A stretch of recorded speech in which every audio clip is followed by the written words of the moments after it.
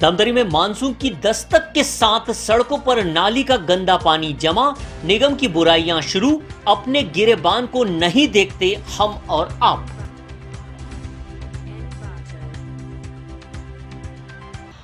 धमतरी नगर निगम क्षेत्र में एक सबसे बड़ी समस्या सामने आई है, वो हल्के बारिश के बाद सड़कों में नालियों का पानी जमा हो जाना। पूरा पानी सड़कों पर नजर आता है और ये नहीं पता चलता कि सड़क में नाली है या नाली में सड़क। जिसकी तफ्तीश जब हमने की तो पता चला कि एक बड़ी समस्या जो हमको दिखाई दे रही है वो बड़ी समस्या नहीं बल्कि आप और हम जैसे प्रबुद्ध नागरिकों की देन है।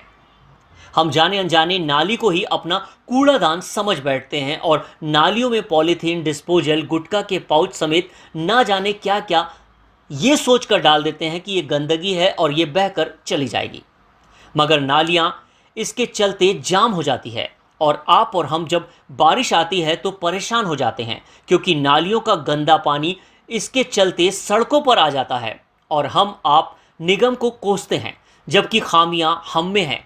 निगम ने तो सचमुच एक ऐसी व्यवस्था की है जिससे आपके घर, दुकान में सफाई मित्र सेवाएं देने रोज सुबह पहुंच जाते हैं, मगर हम फिर भी निगम को कोसते हैं, जबकि एक अच्छे नागरिक होने का कर्तव्य हमें निभाना चाहिए। मगर हमारी आदत हो चुकी है कि अपनी गलतियों का ठीकरा दूसरे के माथे फोड़ने की। एक रिपोर्ट राजू दीवान की।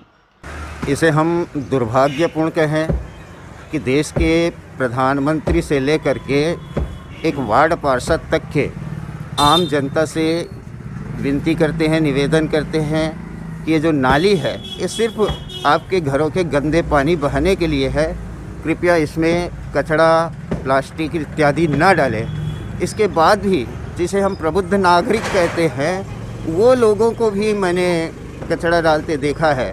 ये जानना बेहद आवश्यक है कि ये जो जितने पॉलीथीन हैं, डिस्पोजल गिलास इत्यादि है, न सिर्फ ये रुकावट पैदा कर रही है नालियों को, बल्कि पर्यावरण के लिए भी ये बेहद नुकसानदेह है।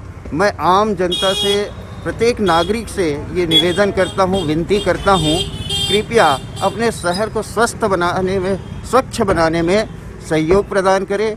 नाली में सिर्फ गंदा पानी बहने का स्थान है तो गंदा पानी ही बहने दे और जहाँ तक हो सके ये प्लास्टिक की चीज़ों का उपयोग बंद करके नगर को स्वच्छ बनाने में सहयोग प्रदान करें।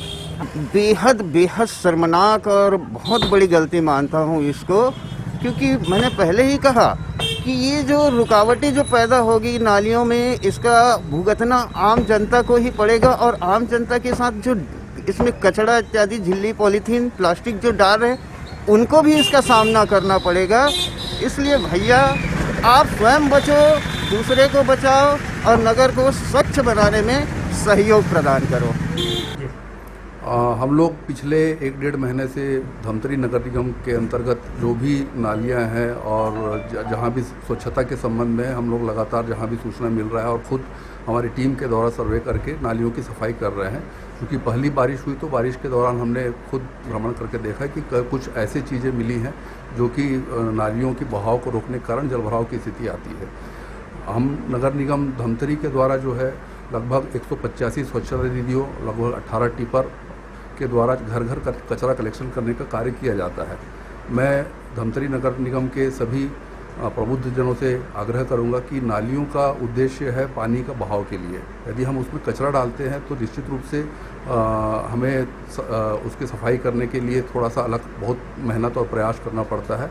यदि इन स्वच्छता दीदियों के द्वारा जो घर घर कचरा कलेक्शन किया जा रहा है तो सब यदि अपने घरों का कचरा उनको उपलब्ध कराएं तो जिससे कि नालियों का बहाव पानी का न रुके और हम एक स्वच्छ और सुंदर धमतरी बना सकेंगे। मैं आपको शुरू से ही बताना चाहूँगा कि हम अभी आने वाले बारिश की तैयारी के लिए पूरा निगम का अमला इस बारिश से निपटने के लिए लगा हुआ है और हमारा पूरा अमला साफ़ सफाई में लगभग 1.5 माह से 2 माह से हर नाली को साफ़ करने में हम लोग लगे हुए हैं और पूरा शहर ने देखा है कि कई टन कचरा हम लोग निकाल चुके हैं।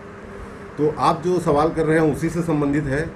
मैं इस संबंध में आम जनता से अपील करना चाहूँगा कि आप नाली में कचरा कम से कम मत डालें, ताकि हम जो अभी सफाई करने के लिए जो लगे हुए हैं और जो परेशानियाँ आ रही हैं वो परेशानी हमारी कम से कम आएगी आप उसको गंदे पानी बहाने के लिए ही रखें, कचरा डालने के लिए उपयोग ना करें। ये मेरा आम जनता से विनम्र अपील है।